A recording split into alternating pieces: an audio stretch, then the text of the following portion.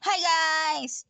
Magliligpit ako yan ng kalat ng aking mga gamit. Sabog-sabog na yung mga bag ko. Katabi ko na yung mga bag ko. Oh.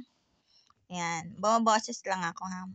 Mawawala ako sa social media. Tingnan nyo naman yung aking mga gamit. Oh, nagbasag-basag na. Nagsira-sira na yung makeup ano ko. Oh, tas may ramen pa dyan. Sabog-sabog na siya yung wifi ko. Yung mga cellphone namin.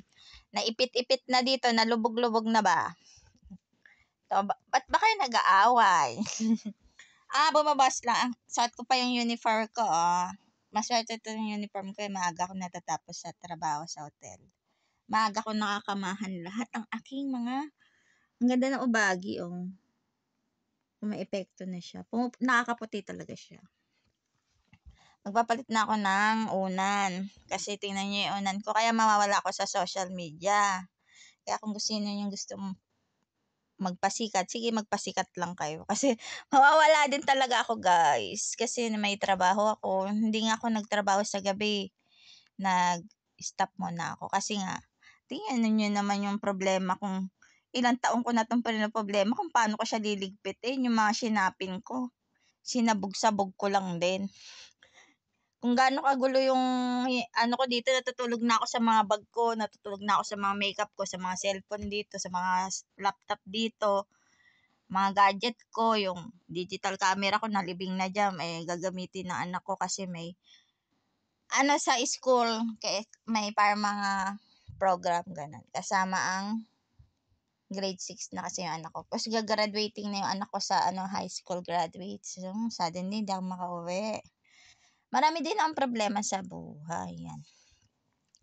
Yan, bumabos lang ako ha. Dahil mawawala ako dahil maglilinis nga ako yan. Hindi ko nga alam kung paano kasi wala naman tayong katulong dito sa Japan. Wala tayong mahagilap na katulong dito sa Japan kasi wala talagang katulong ang mga bahay dito.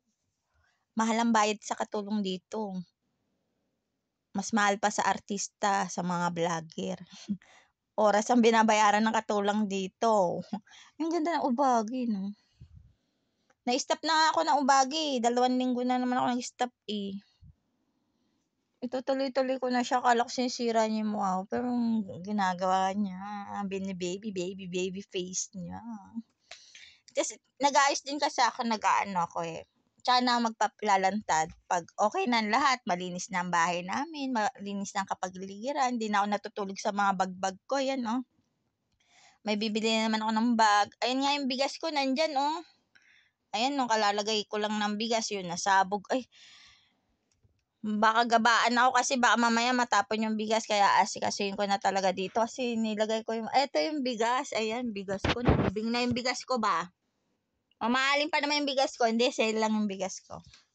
Mura lang yung bigas ko, pero masarap. Lahat naman ng bigas dito masarap. Malagkit ang bigas dito sa Japan. Ayun nga, no, guys, nagkakagulo about kay, di ba? Wala namang as a vlogger, maliit na vlogger, nag-start lang ako, maliit lang na follower. And then, nakaranas naman ako ng million views. Kami ng anak ko. Ako, 1.7 million views. As yung anak ko, 70 million views. Masaya na ako doon. Hindi nga ako nabayaran ni Hindi ako nabayaran ni Meta doon kasi nga hindi ako marunong mag-settings ng Facebook ko. Kailangan daw yun. May mga settings yun. May para mga tax. Ilalagay mo yung ano mo. Nilagay ko naman doon.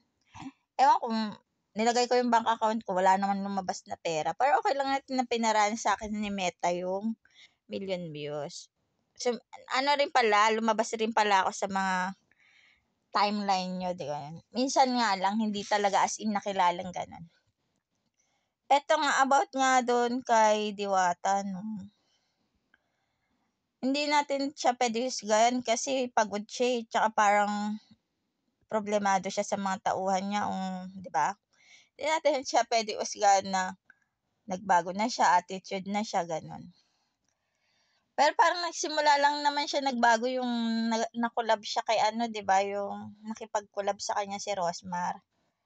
Doon lang siya nagbago. Hindi natin alam kung tinuturuan siya ni Rosmar na mga attitude na gano'n. Hindi natin alam. Hindi nga natin alam yung mga usapan nilang dalawa. Wala tayong pakialam sa buhay nila. Ako as a vlogger, wala rin naman akong pakialam sa mga pinagpo-post ng mga kapwa vlogger ko or artista man siya o vlogger siya or what, digital creator or what. Kasi yun, wala nga tayong pakialam, wala rin kaming pakialam sa mga tao. At yung mga tao wala rin namang karapatan kaming pakialaman as a vlogger. Kung ako sa inyo, wag na kayong pumunta doon sa restaurant ni choice niyo 'yan kung gusto niyo pumunta do'n sa restaurant, gusto niyo magpa-picture, eh, ayaw na nga magpa-picture, 'di ba? Tapos ipo-post niyo pa siya na attitude na, lalo siya magagalit, 'di talaga siya papa-picture, 'yun. Tapos pupunta kayo sa isa do'n sa nagpapanggap na mayaman, yung papakitaan kayo ng mga perang play money. O mag-iidol-idol mag-aano-ano kayo, pag-ahambangin niyo kasi namimigay ng milyon, gano'n. Kayo, mga tao, hindi ko rin masisi yung mga taong mahirap 'no, kasi gusto rin nila siguro, kahit magkano maambunan sila o yung sobra talagang hirap sa buhay, gusto nagbabakasakali, gano'n. 'Pag na kasi kayo pumunta do'n kasi hindi naman charity yung tindahan nilang dalawa, negosyante sila. Hindi naman kayo papakainin ng libre do'n kung mahirap kayo bibigyan pa kayo ng ayuda. Oh, kasalanan niyo yung 'pag na-post din kayo ng mga vlogger na abusado kayo gano'n, nanghihingi kayo do'n sa tindahan niya, sa resort niya, kayo rin may kasalanan, napupulaan niya rin kayo. O kasi sabi niyo, mabait kasi yan si Rosmar gano'n, namimigay ng milyon, si Diwata nga binigyan niya gano'n, may binigyan pa siyang isa, yung homeless, yung aso. Siyempre strategy niya yan, negosyante siya, eh. May tinitinda siyang product, may prino-promote siya, endorse na yan, eh. Endorsement ng Diwata yan. Itong lumapit siya kay Diwata dahil sa negosyo niya. Hindi siya lumapit kay Diwata para magpasikat sa inyo. Lumapit siya kay Diwata para makilala yung brand ng niya para bumili kayo. Kailangan niya kayo. Si Diwata din is kailangan kayo. Kaso nga lang, na-brainwash na siguro si Diwata na syempre 1,000,000 daw binigay sa kanya. Hindi natin alam kung play money yun or totoong cash yun. Mas maganda kung totoong cash yun. Napaswerte ni Diwata kung nabigyan siya ng totoong cash 1,000,000 na tulong. Hindi niya pagtatrabahuan contract. Tulong yun. Tinulungan siya kasi mukha siyang kawawa, ang sabi ni Rosmar. At magaling daw na nagbebenta kasi nag-worldwide trend siya, 'di ba? Oh. Wala kayong pakialam naman doon yung sinasabi niyo na na ano ba 'yan? Wala kayong pakialam yung sinasabi niyo na mapera na yan si Diwata, marami ng benta, siguro milyon-milyon na yung kinita niyan dito sa parisan niya kasi marami na nagpunta, dinumog na siya ng tao tapos binigyan pa siya, siya pa ang tinulungan. Wala na kayong pakialam doon, choice, hindi niyo pera yun ni Rosmar, choice niya yun kung sino bibigyan niya. Karapatan niya yun. Kayo ang may mali doon. At yung pipilitin niyo pa siya magpa-picture si Diwata kung ayaw na, pagod na or hindi natin alam kung ano nga usapan nila ni Rosmar, 'di ba? Sila lang nakakaalam dalawa. Kayong mga tao gamitin niyo yung utak niyo. Mahirap na nga kayo, hindi niyo pa ginagamit yung utak niyo. Alam niyo si Diwata mahirap, galing siya sa hirap. Hindi nga natin alam kung galing siya sa hirap o talagang mayaman na yan. Baka may-ari yan ng mga parisan diyan, eh. Magpapaniwala kayo, eh, kasi mga ganyang postura kung sino pa yung mukhang pulubi, ayan yung mga mayayaman, milyonaryo.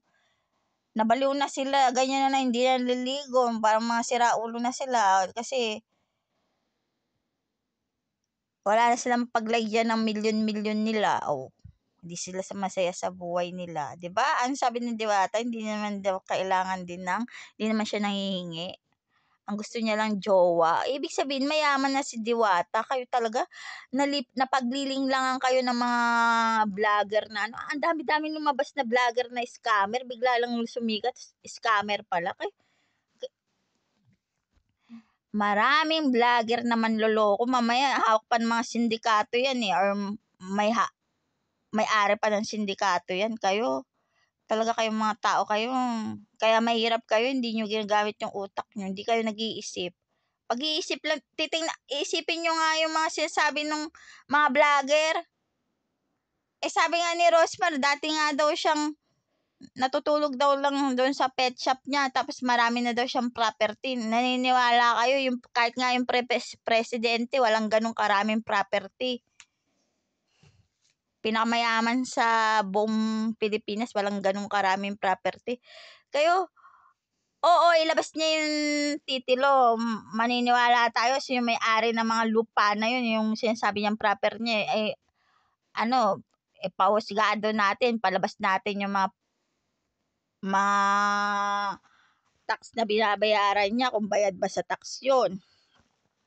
Baka katulad din siya ni Diwata na nagtitinda dun, sisiga-sigara, wala nang palang license.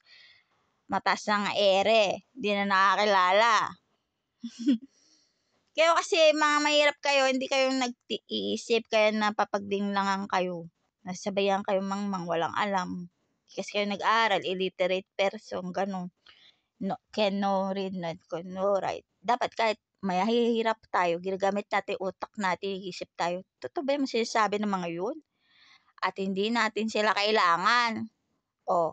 Panoorin natin, may mapapalaba tayo. Okay lang sana, mag-enjoy tayo kung maganda yung pinapanood natin eh. Puro kapangitan yung, alam mo sa Pilipinas, kahit pangit ka, pwede ka mag-artista, mag-vlog-vlog ka lang. Samantalang noon, pag pangit ka, hindi ka pa makarating ng Japan. Babaguhin mo pa kung ano-anong extra ilalagay mo sa mapili ka lang sa audition ng mga ni Honjin. Hapon. Tapos, gusto mo mag-artista na lang sa Pilipinas kasi malaki rin naman sahod. Parang nagja-Japan din. Kung sino manager na pipili-pili pa sa'yo, babaguhin mo yung tsura mo, magpapaganda ka, magkukuskus ka, magpapaputi ka, tatanggal ka talaga ng libag, at ano ka talaga. Kami gano'n eh. Kung hindi tayo pasok sa artista, mag-Japan na lang. Diba? Ngayon, mag-vlog-vlog ka lang eh. Mag-trends ka lang kahit mukha kang pangit eh. Basta may tao lang nanonood sa'yo, pwede ka na, diba? Choice natin yan, diba? Kaya kayo, mahirap kayo. Huwag kayo masyadong papaniwala sa mga vlogger. Kasi mga vlogger na namantala na yan eh. Alam mo? Kaya rin naman sila inaabuso eh. Magpapakita na maraming pera, dudumugin ka, gagawin PCSO. Kasalanan mo kasi naglabas ka ng ganung pera, sabihin mo, tumutulong ka, ganun daw, di ba? Kayo naman kasi mga tao kayo, doon kayo sa presidente nating dumaing, doon sa gobyerno. May PCSO tayo, may PhilHealth tayo, may SS. Wala ba kayo mga SS? O so, kakain kayo doon, magpapapicture kayo, ayaw naman papicture. Kumain na lang kayo doon, wag na magpapicture. Pag naispatan lang kayo ng mood ni Diwata na siya na mismo na, gusto mo magpapicture, doon na lang kayo magpapicture, hindi na pinapahiya pa kayo, napapahiya kayo. Magkaroon din kayo ng pride, kahit mahirap tayo, may pride tayo. O kaya, pipila pa kayo, layo-layo nun. Mga taga-Samar pa kayo, kakain lang kayo ng Paris. Di magluto, hindi pa kayo marunong magluto? Or wala bang Paris doon sa palengke nyo?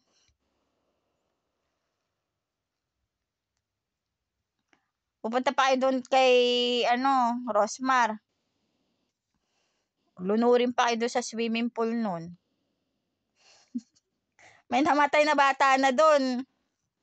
Diba? Napademanda na ata siya. Sabi niya lang, okay na. Madali lang magsabi na okay na. May record na nga siya, diba?